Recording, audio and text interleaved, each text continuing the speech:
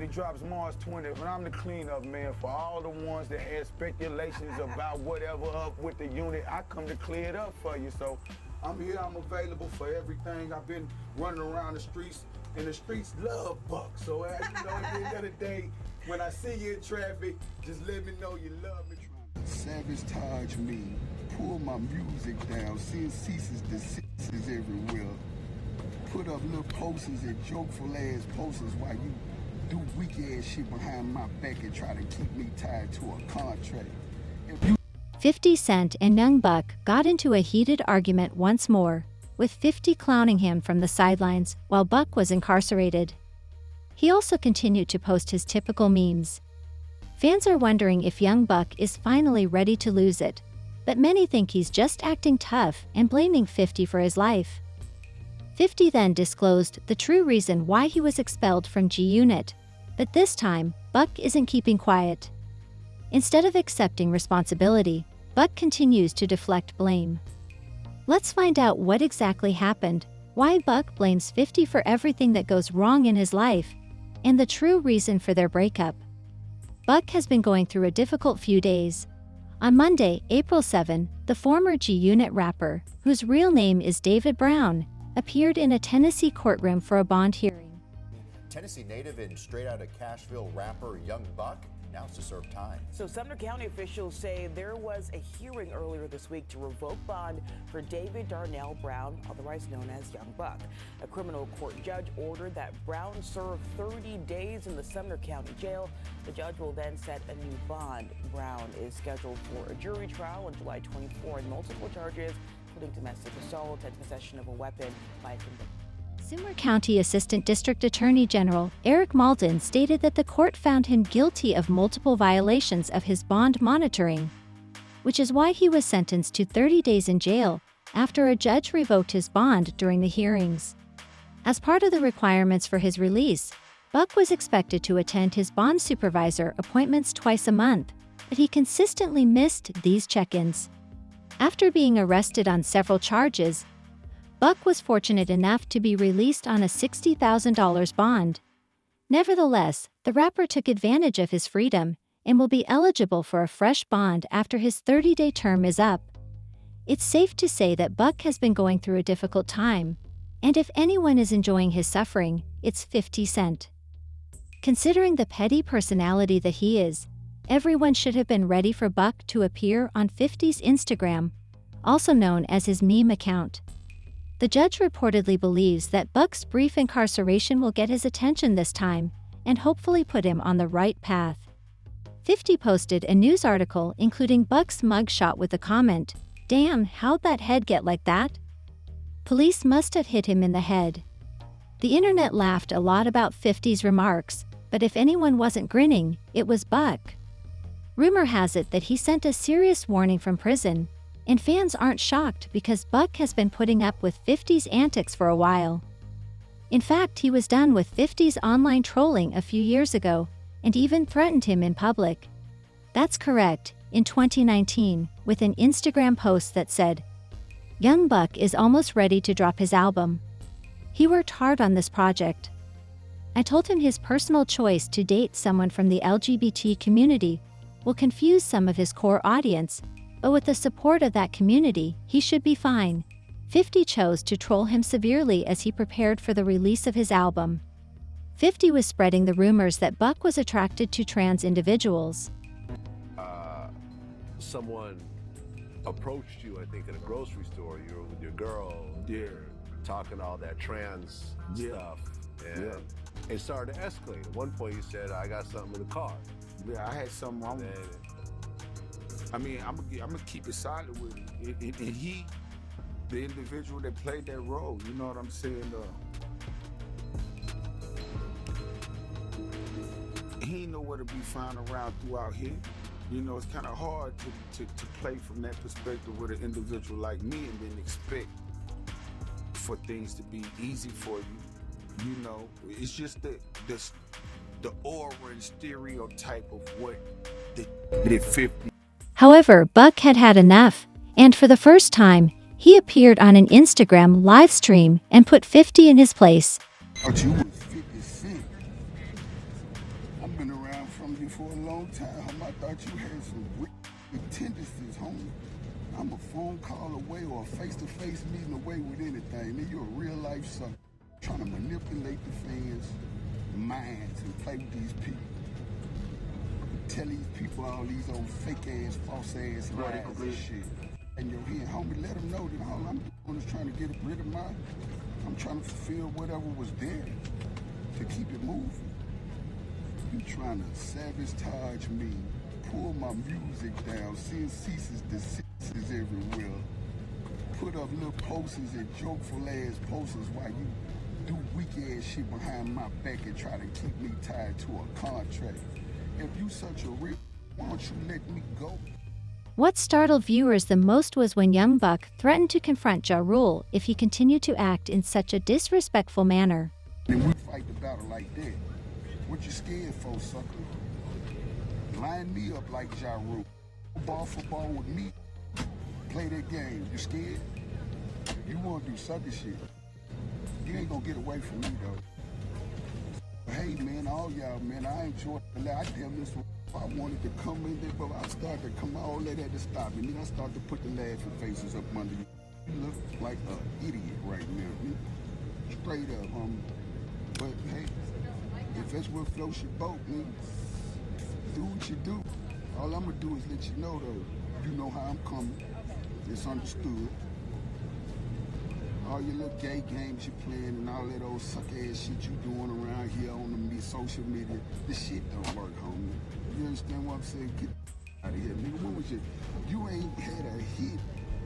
You ain't even been involved in music. I dare you to pick up a mic and come this way, nigga. I'ma slice your ass. But I'm doing this shit conservative. I'm gonna get away from your bitch ass. I'm getting up out this contract and I'm gonna serve your bitch ass. We gonna play the game. We gonna see who Ja. Although Buck may have had the right to stand up for himself at the time, fans believe that he is merely attempting to place the blame for his troubles on 50 this time. Over the years, 50 has disclosed the reason he expelled Buck from G-Unit, and it appears that he dug a grave for himself. Fans also believe that Buck has been sabotaging his career by spending all of his concert money while on tour, according to Tony Yayo, who claims that he would purchase 3 or 4 cars during the tour, which is how he lost his money. Come back home, he done spent $250,000. Right. He done bought some cars. The living room is all white. Nigga bed I got the regular bed. He got the bed with the TV coming out. He just bought a new chain. Right. He chilling with BMF. Oh my God. Yeah. Come on. I'm at home chilling. Buck chilling with BMF. You going broke, bro. Mitch Richard and all these. You know what I'm saying? Just think about it. He was chilling with BMF. Right. I done seen Buck tell a girl, take the card, man. Right. Know what I mean? Take the card, you know what I mean? That money. Really, that's just poor money management. You know, $400,000, $300,000, and the money comes in like a couple of 2 months. Yeah. And you know, you got your credit card, you got girls now. Yeah. You got the ladies now. Right. That's where most of the money's going. Look, you got the ladies now. You know, you got girl over here, you paying for this, you're paying for that, you're shopping now. You know, I would say Buck was just a spontaneous buyer. Like, he'll see a car, buy it. You said that he would shop at the airport. Yeah, that's one of the things I remember you saying. Like, he would buy out the airport shops where the price is like 3 times as high. Buck will buy all the weed. Like, say a nigga got 2-3 pounds of weed, he'll buy all the weed so nobody else can smoke. He was just like, yo, this nigga bought all the jars. Like, nigga, save us something. But what I'm saying to you is, I feel like, you know, us being young black men from the hood, and that money comes so fast.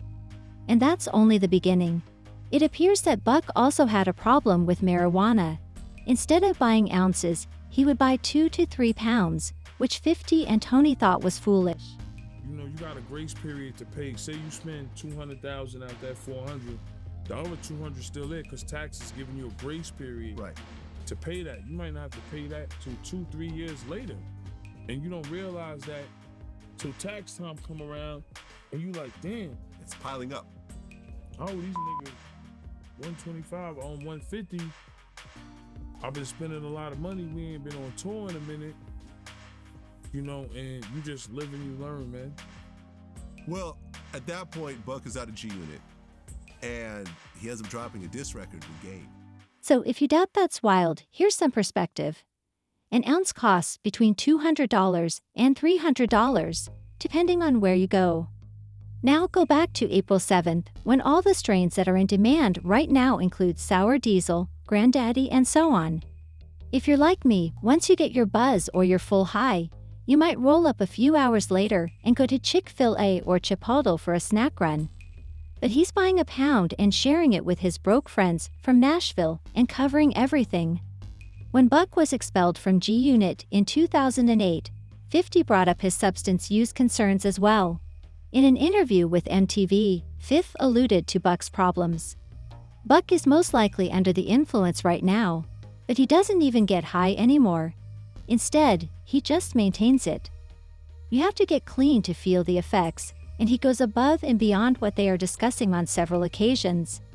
Even though 50 is a rapper, he doesn't support excessive substance use. In 2011, he told Piers Morgan, I don't want to insult you by saying that, but I remember asking you, how many drugs have you taken? Right, and I don't actually use drugs. It was a Never taken drugs? No, it was an easy option. It was either you can take $10 or $5 that you spent on buying weed to smoke it or put it in your pocket. My motivation at that point, it wasn't like I was making the decision to do it with the comfort of having things just around me at access. There weren't things around. Like it was. But most people of your peer group at the time would have been taking drugs. So it showed a self-discipline, which is odd in a boy of that age. And I got a chance to see a lot of my mother was one of 9. So I got a chance to watch a lot of my mother's sisters and brothers at different periods. And to be honest, that's precisely why 50 and Buck didn't get along. 50 was a businessman who wasn't going to waste his life or money, but Buck appeared determined to get into trouble, and 50 couldn't have that kind of energy around the other members of his team. Dropping off the label. He's actually Young Buck, a solo artist, going to be in the record. Right. Okay. And you can continue. You have a financial interest in that part. Yeah, so he could continue to do what he was doing there.